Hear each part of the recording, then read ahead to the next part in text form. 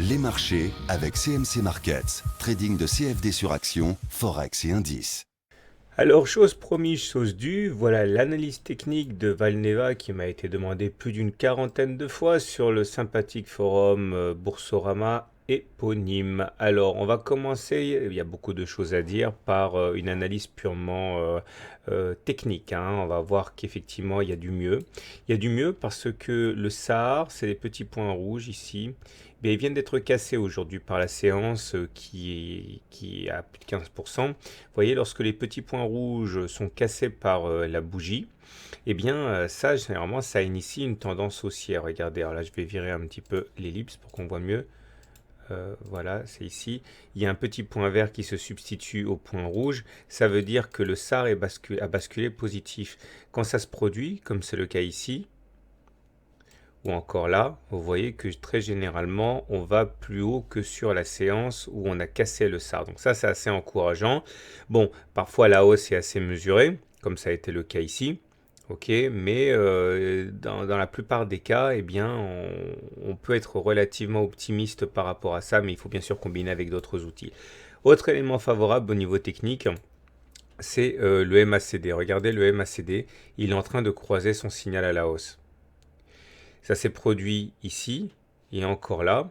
Et encore une fois, ici, généralement, ça se caractérise et ça se manifeste par des éléments assez porteurs. Là, l'effet a été mesuré puisqu'on a eu qu'une latéralisation.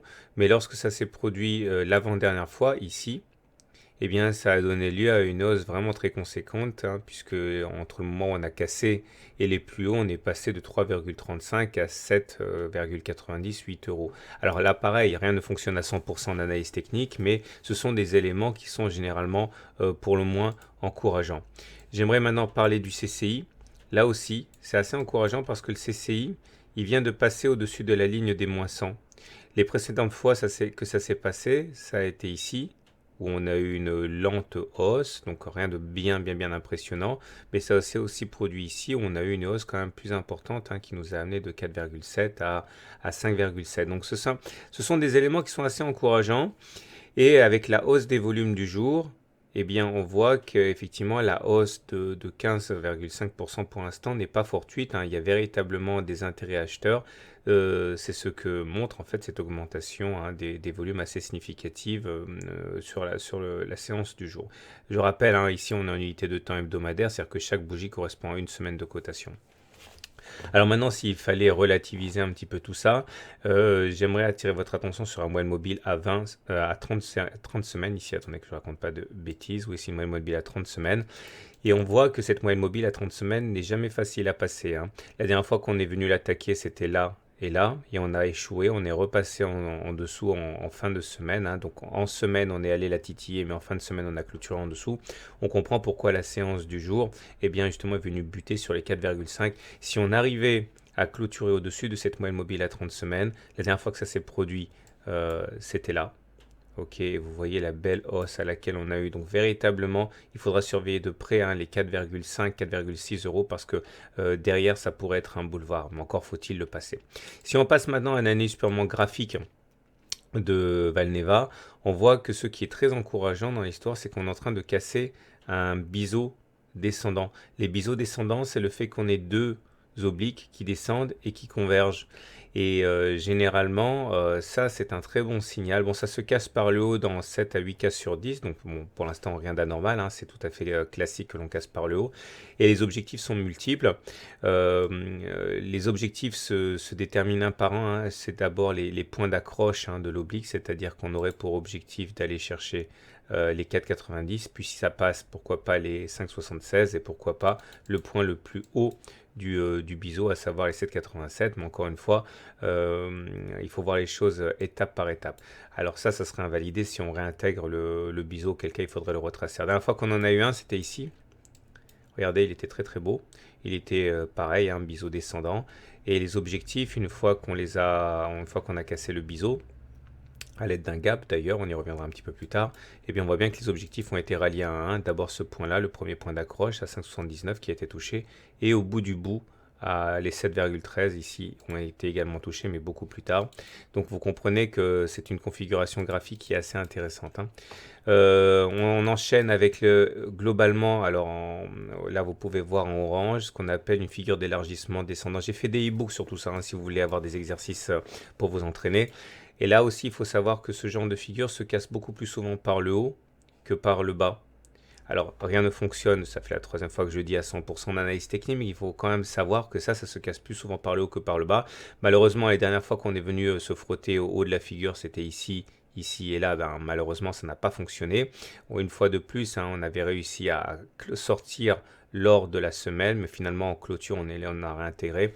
Donc ça, c'est pour avoir une vision globale de long terme, hein. Casser les 7,42 à la hausse, ça serait vraiment très très bien. On va terminer ce tour d'horizon avec la théorie de dos. Alors ça, j'ai pas touché mon graphe depuis la dernière fois.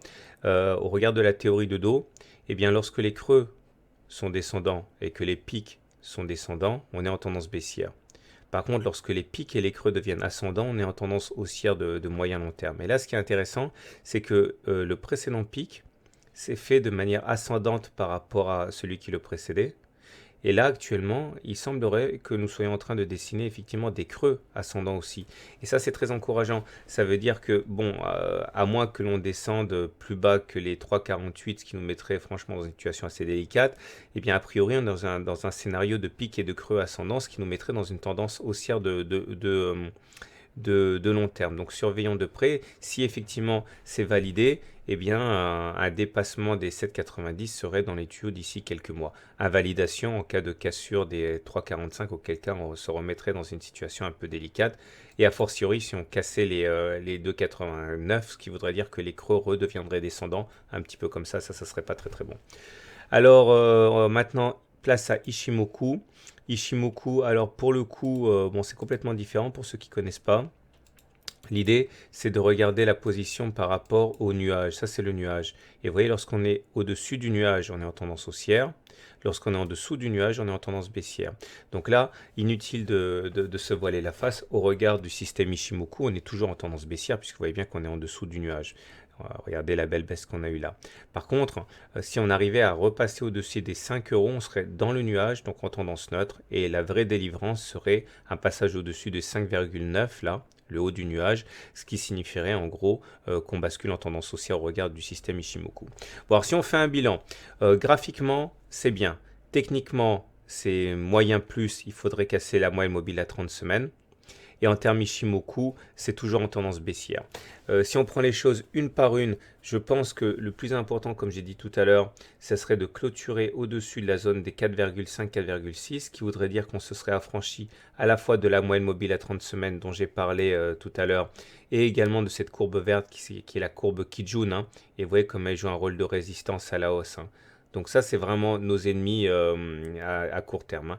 Les 4,5, 4,6, si on clôture ça, on n'aura plus grand-chose avant le point d'accroche ici à 4,93 et plus grand-chose avant d'aller taquiner le nuage. Voilà, donc, j'ai oublié, un gap ici, un gap. Quand on fait un plus haut, quand on casse un biseau avec un gap, ça donne du carburant, ça donne de la crédibilité. La dernière fois que c'est produit, justement, c'était là, regardez. Il y a eu cette cassure de biseau avec un gap et bon, vous connaissez la suite. Donc voilà, globalement, c'est plutôt très encourageant. Si on arrivait à clôturer au-dessus des 4,5, 4,6, ça serait franchement très bien. Voilà, je vous souhaite une bonne journée, de bons trades. Merci pour votre confiance et je terminerai en précisant deux choses. C'est une analyse technique, c'est pas une analyse fondamentale. Les fondamentaux ont beaucoup plus d'importance que l'analyse technique. L'analyse technique, c'est juste pour optimiser, peaufiner, améliorer le timing, mais rien ne remplace une analyse des fondamentaux. Vérifiez bien que les objectifs soient en ligne avec les fondamentaux de la valeur. Voilà. Et dernière chose, encore une fois, c'est de l'hebdomadaire, hein. Chaque bougie correspond ici à une semaine de cotation.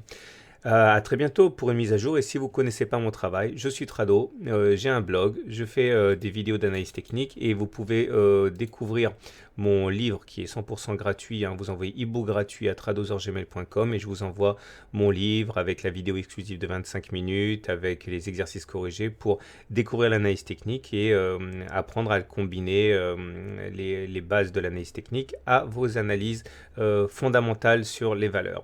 À très bientôt pour une mise à jour.